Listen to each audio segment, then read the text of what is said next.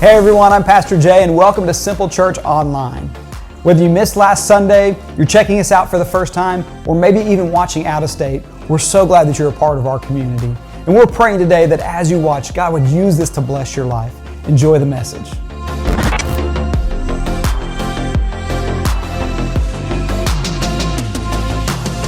And I really loved singing So Will I. And to be honest, we picked that because we're talking about creation and the universe today.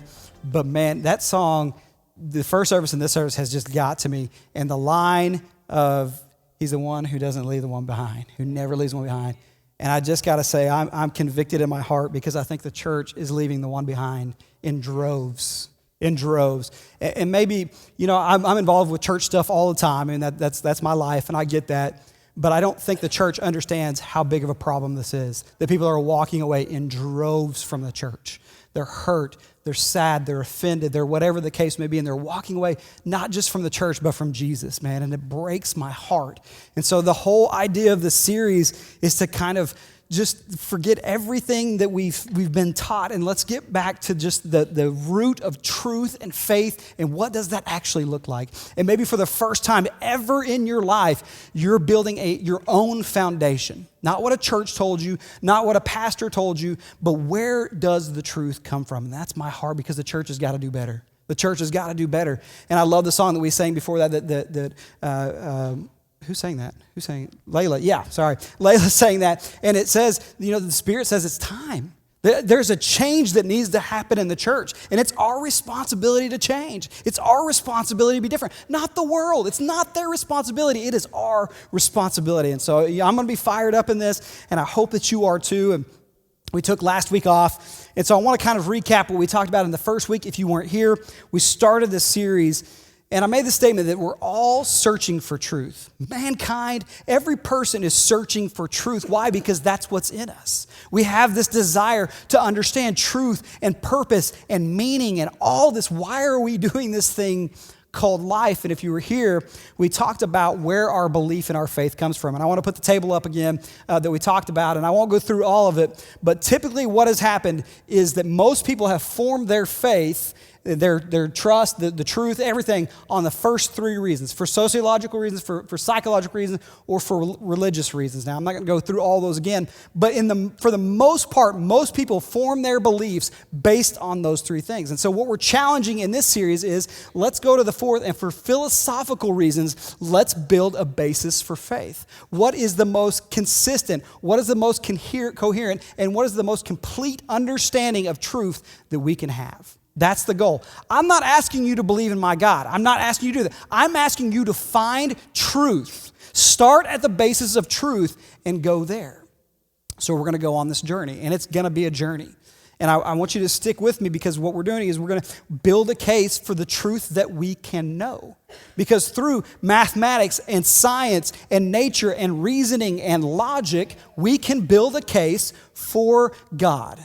So that's what we're going to do. And guess what? We don't have to use the Bible to do that. And here's what I know. People are, oh, yeah. Okay, I get it. If you just want to take that one little clip, then yeah, you can send me an email and send me a hate mail and all those things. I want you to go on this journey with me. Because if your basis for argumentation, or not argumentation, but for apologetics is what this is called, for defending your faith is because the Bible said so, that's not going to work. And that might not sit well with some of you guys, but that's okay. We need to change as the church. This is a different world that we live in. Now, we're going to talk a lot about the Bible, okay? So again, don't take one little thing and run with it. I want you to be very clear on that. And I want to give you a couple of words. Again, this one's going to be, I want you to put your thinking caps on. This is important for us to understand. I'm going to use three kind of main people groups. You have what are called theists, people who believe in God or a deity. You have atheists, people who say there's no way there's a God. And you have what are called agnostics. These are people who say, I don't really know, but I believe there's something out there. I don't know who it is. I don't know where religion's right, but there's something out there. And I would say the majority of people who are not in church are agnostics. I think the people who have left church are agnostics. Now, a lot of people label it under atheism, but most people at their core don't believe that. And we're going to talk a little bit more about that. But again, I want you to go on this journey of finding truth with me. And for some of you, you've never been down this road. This is going to be a different path. And so I'm going to ask you to stay with me on this. And here's what I've said. I think I'm just dumb enough to share this stuff. Like, you know what I mean? Because you hear some people and it's like, okay, I kind of get where you're going. I think I'm just dumb enough to talk about this stuff, right? And I'm not saying that anybody's dumb, but sometimes I hear these people and I can't even understand what they're saying. And so as we go on this journey, my goal is for us to be able to just talk about this and have this conversation. So what is truth and how can we find it? Let's go on that journey. You with me? Okay, some of you are. In order to do this, we have to go back to the very beginning. And since the dawn of time, man has been searching for how did we get here? How did the universe get here? What is this all about? From day one, we've been trying to find this. And what we've done is through science and mathematics and philosophy, we've actually been able to study this. And again, I'm not using biblical sources. I'm not using church sources. Again, I want to start at the very beginning. Science, math, nature, all of these things. For a long time, scientists believed that the universe was eternal, that it's always been here. That was kind of the belief that everyone had. Well, in 1916, a guy came along. His name was Albert Einstein. Most of us have probably heard of him. And he started doing some studies that led to his theory of general relativity. Now, again, big words. Let me just tell you very simply what general relativity is. It's the idea that the universe began and is expanding. So it had a starting point instead of always existing. This is what Albert Einstein found through mathematics, through science, through all of these other ways of doing things. So when he came up with this, he didn't like it. Because as a man of science, he didn't want there to be something that created it. He wanted it to be made through science and mathematics and nature and all those things. So what he actually did is he put in what's called a cosmological constant into his formula and to kind of make it seem like the world has always been.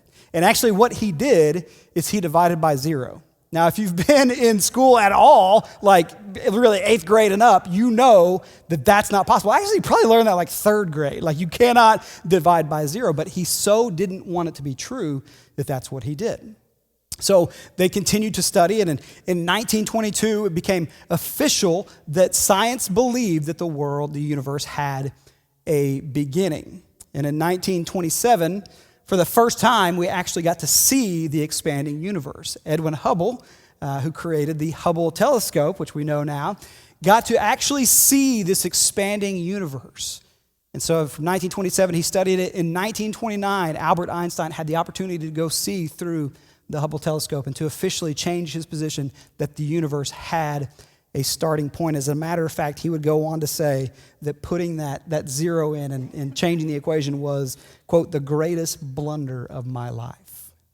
But he so didn't want it to be true because he understood what the ramifications are if there was a start to our universe. It changes everything. And so throughout time, we've kind of seen science has really kind of pushed against what the facts are, that there was a starting to the universe. Because here's what happened. Once they figured out all these things and the universe created, they developed what's called the law of causality. Again, real simple. And just so you know, all science is based on the law of causality, that if something had a beginning, then it had a cause. As a matter of fact, that's what scientists do. That is their job, to find the cause. They see an effect, and they try to find what is the cause for it. Think about this pandemic that we've gone through. We saw the effects of COVID, and so scientists went to work finding the cause of it because it had a beginning, so it had to have a cause. That's the law of causality, right? It's just like us being born, right? We had to have a cause. We don't just pop up on this planet. Nobody thinks that. Nobody thinks like, no, people can just pop up. You know that you were caused by your parents, and they were caused by their parents, and they were caused by their parents, and so on, right? That's the law of causality. If there was a beginning, something had to cause that. And so what's the law of causality for the universe? Well, part one, everything that had a beginning had a cause. Okay, that's worldwide science will say yes to that 100%. That it definitely had a cause. Number two, the universe had a beginning. So number three, therefore, the universe had a cause. Okay, now again, if this is not the usual stuff that you're used to talking about and hearing inside of Christianity, this may be different for you. But I want to say this very clearly. It is your responsibility to know these things and talk about these things. It is your faith to build. It is your faith to share outside of these walls. It is your responsibility, not the church's, not mine, not, world famous apologists. It is our responsibility individually to know these things.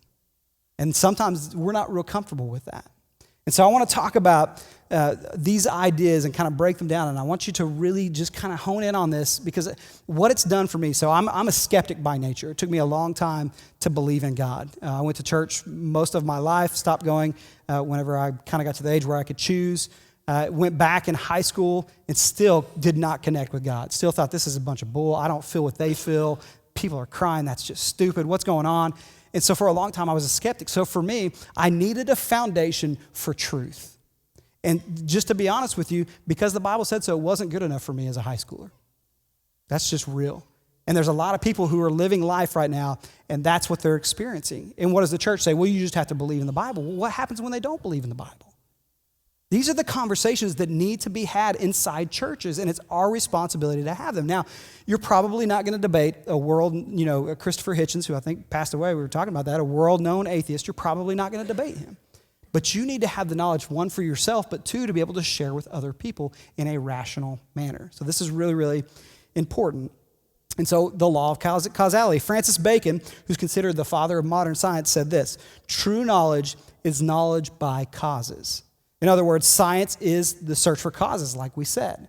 So again, we're not taking scripture stuff. We're not taking things that just because we follow this God or this person, then this is true. What we're saying is this is true for all humanity. For logic and reason, there is a search for causes. That is what life is all about. That's what science is all about. And so that's what we're going on here. As a matter of fact, the very process of rational thinking is see an effect, find out what the cause is. That's just in our everyday life. That's what we do. If something happens, we know that there's got to be a cause for that. So all science agrees on the first part of that. If there's a beginning, there's a cause. Okay, there's no one's like, no, you just pop up on the planet. Like nobody believes that. Okay, so we're all on the same page with that. Where it starts getting interesting is the second premise, that the universe had a beginning. Now again, I've shared a little bit about the proof that we have. And a matter of fact, there's tons of proof out there. If you want to go do some research on the expanding universe, you can find all kinds of things. And for a long time, again, there was a big push against it until they came up with the Big Bang. Now, if you're like me, I grew up in school and we heard the Big Bang, and that's from the devil. That's some Satan stuff. I don't know if how many people experience that? Like they heard the Big Bang and churches were like, oh no, don't listen to that hogwash, or whatever they said back in the day, right? This was such a bad thing. The Big Bang is such a terrible thing. And for a long time, Christianity pushed against it until it realized that the Big Bang helped prove that something started this. And then Christians were like, oh, it's like we just sang that all nature and science follow the sound of his voice. And for so long, Christianity has pushed against it. And it's time for the church to change. We think that if we allow these questions to come in and people to challenge us and things, like God's gonna be like, oh, I didn't know where they're gonna ask that question. Like, wow, I'm shocked. I don't have an answer for that one. I created everything, but we gotta stop pushing against that and start embracing it. That science and nature follow the sound of his voice. And so the Big Bang happened, which again proves the fact that there was a beginning to the universe. And now pretty much worldwide, that is the belief that there was a start to the universe. Very few people don't believe that. And so it's kind of understood that the second part of the law of causality is true, that the universe had a beginning. So that brings us to the biggest issue, which is number 3. If the universe had a beginning, then it had a cause. Now, here's where we get into the big debate. Here's where everybody has the problem. So if it had a beginning, and most of all science and scientists believe that it does, then there had to be a cause. Now, here's what makes this tricky. It has to be outside of the effect. Here's what I mean. Again, you can't create yourself. You didn't just make yourself pop up on this planet. That's insane. Nobody's going to argue that with you. Like, no one's going to come to you with that point. Well, there's a chance that you just made yourself. No one's going to say that, right? We know that an outside cause, outside of ourselves, had to create us. Again, our parents had to get together to create us, right? That's just natural thinking. And so it goes to say, with natural, logical reasoning and thinking, that something outside of the effect of the universe had to be the cause. So that means that whatever the cause is, it has to be immaterial, timeless, spaceless, unimaginably powerful, and intelligent to create everything that we've seen here.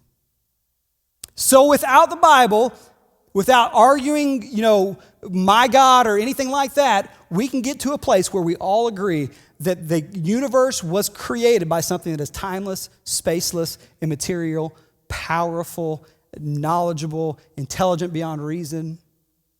Getting really close to sounding like a God, if you ask me. And so again, it's okay to go down these roads and have these questions. The problem is we don't necessarily know how to talk about these things.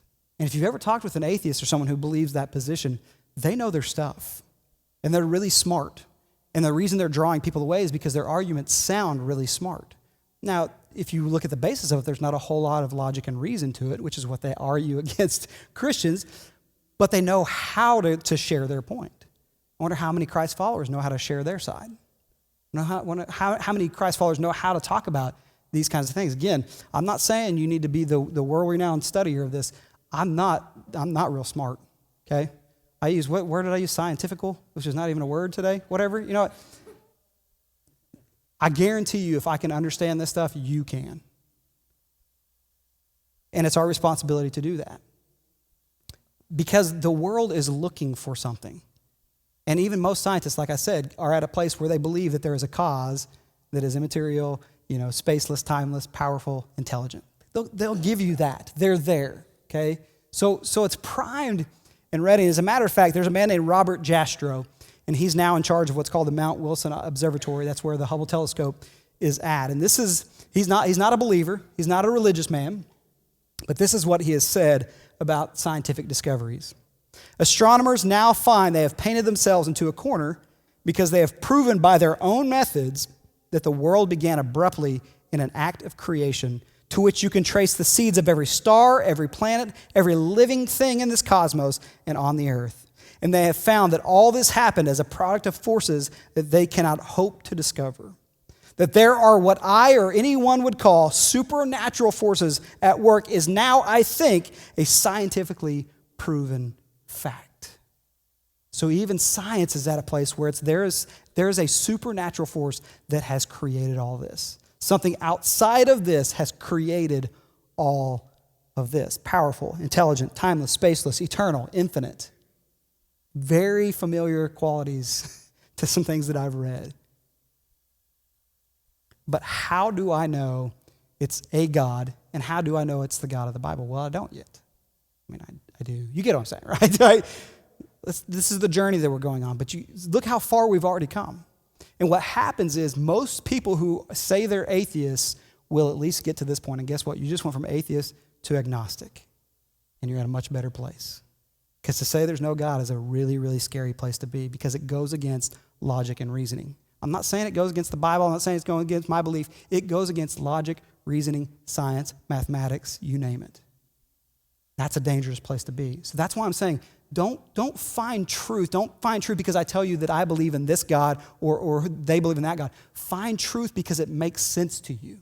Because it's the most complete and coherent and consistent thing that you can find, and put your faith in that. That's what I'm asking of people. Jastrow, he wrote this book called God and the Astronomers. And again, he's not a Christ follower. He's not a religious man. And he ends the book with this line. And I think it's one of the most insightful lines maybe that's ever been written about this. And he says this: for the scientist who has lived by his faith in the power of reason, the story ends like a bad dream. He has scaled the mountains of ignorance. He is about to conquer the highest peak. And as he pulls himself over the final rock, he is greeted by a band of theologians who have been sitting there for centuries. Science only catches up to what we know. That's all that's happened. There's not been a discovery. There's not been a single thing that has countered what we say that we believe. It's only led people to that place. And there are stories of scientists after scientists after scientists who became a believer because that's the only thing that was left to do.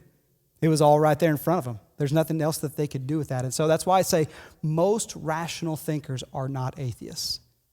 If you encounter someone who's a true atheist who said there's no God, they're probably not at a place where they're ready to even think about accepting it.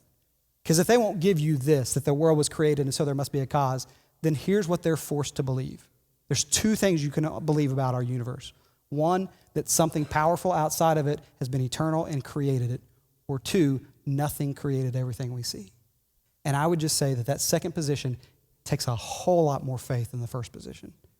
It goes against logic and reasoning, our brain, just the normal things in our society. It goes against everything that we know. And so what I'm asking is, don't believe something because it sounds smart. Believe something because it's true. Ask questions. Search it out. Again, I'm not asking you to believe what I believe because I believe it. I'm asking you, what is the truth in your life? Find it. Start your basis for that. And I don't care if you've been a Christ follower for 25 years. You may need to strip away everything you've known about church and get to the basis, because people who are walking away from the church are walking away from Jesus because it's all been lumped together. Because we've done a horrible job in the American church of separating those two things. So, like I said, most people are not atheists. Most people have been hurt by someone in the church or have been hurt by the church. And that's why, church, that's why it's so important for us to change. That's why it's so important for us to put it on us and not on them. Because again, what we like to do is we like to say, they're bad. They're choosing this. They're lost. You remember being the one who was the one that was away? You remember when Jesus left the 99 to come get you? That's what they're looking for. Man, I'm so grateful that at some point in my life, Jesus came, left everyone to come find me. Isn't it amazing to think the universe is expanding? We don't even know how big it is. They still can't tell you how big the universe is with all the technology that we have. And to think that the creator of all of that stopped in a moment in time to come find me. How can I not? How can I not give that back to other people? How can I not love people that way? And church, it's our responsibility to help people. They're looking for it. Like I said, most rational thinking people are looking for something. They've just been turned off because of the way church is. It's our responsibility to change that. And that's why it's so important for us individually to be able to go out into this world and share truth with people in a loving way. I want to read again 1 Peter 3:15. And as he's talking to Christians, he's talking about suffering and that things may be tough. And this is what he says in verse 15. It's kind of the theme verse here. Instead, you, Christ's followers, must worship Christ as Lord of your life. And if someone asks about your hope as a believer, always be ready to explain it. That's our responsibility. That is our responsibility as Christ followers to be, we're called ambassadors of Christ. We represent Jesus to the world. That is our job. Listen, are you going to make mistakes? On the daily, man. I mess up every day. And that's why that line that says 100 million failures disappear, it just rips my heart. Because I know that I make mistakes time and time and time again, but I know that God is always there to forgive me. He's always there to love me through it. That is our responsibility for the world. Are they making mistakes? Yes. Are they failing? But yes, it's our responsibility to help them out of it. That's our job. And I'll just say this because I have a little bit of time left and I didn't know if I was going to have any. And I've always said this. The second Christ followers start using social media the correct way, I'll stop harping on it. Let me just say this. You will never bring someone to Jesus by hating on them, by demeaning them, by looking down on their belief, by looking down on their group, by thinking differently about them, by thinking you're better than them. You will never bring somebody to Jesus that way, ever. Not one time is someone going to be like, oh, that was hateful. I'm going to go find out about your Jesus because you're such a jerk. It's not going to happen. When you're in your office or you're in your shop or you are representing Jesus, and at no point in time will your hatefulness bring them to Jesus. We got to crush this idea that's happened in the American church over the last 20 years of this like, we're better than people. No, we're just forgiven. We just have grace.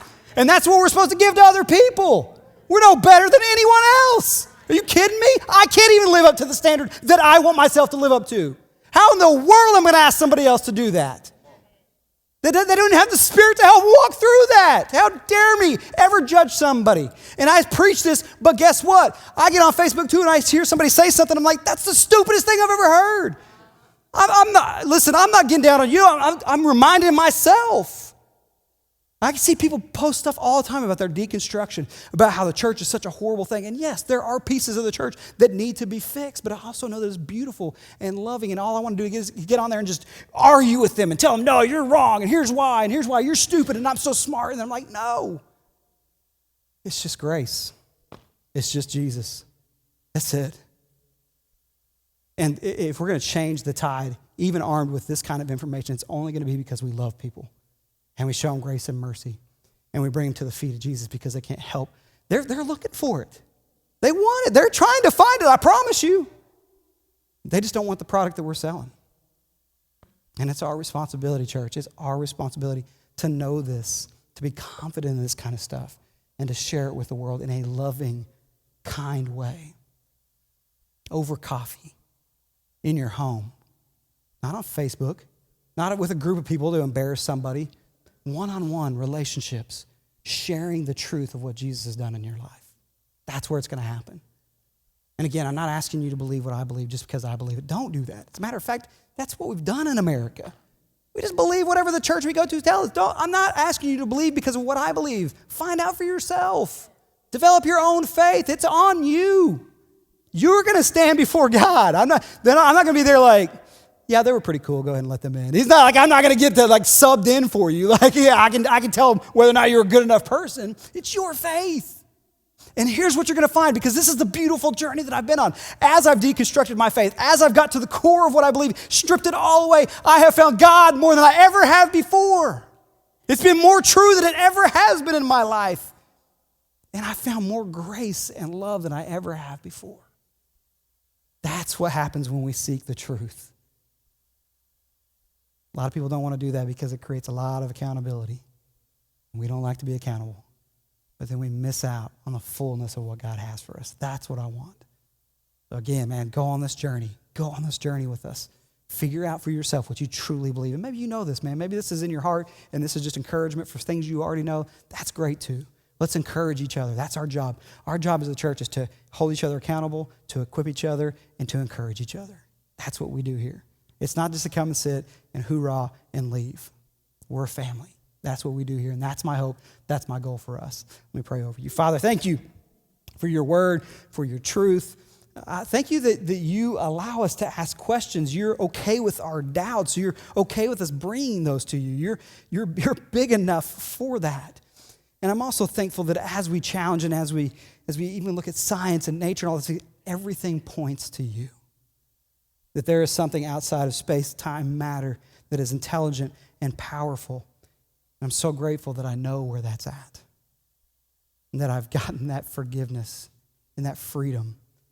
And I pray that because of that, because of the truth that we know, that our goal is to get that truth out to this world that is broken and in need of it. They're searching. They are searching. And much like Jesus, I pray that we never leave the one behind. That we leave our comfort zones, that we leave everything that we know to go after that one.